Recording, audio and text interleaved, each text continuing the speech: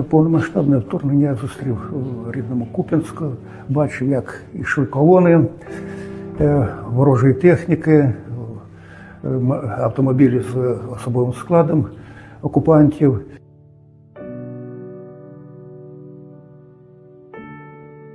І, на превеликий жаль, в Куп'янську виявилось дуже багато колаборантів, дуже багато зрадників, стукачів, які радо вітали, цілі коридори влаштовували для них. На це все дивитись було дуже боляче.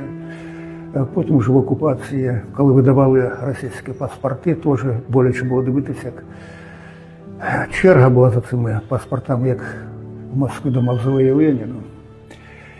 Потім, коли Росія там проводила свої свята, День прапора Росії, День Росії, День перемоги, який вони перетворили на побєдобєсія.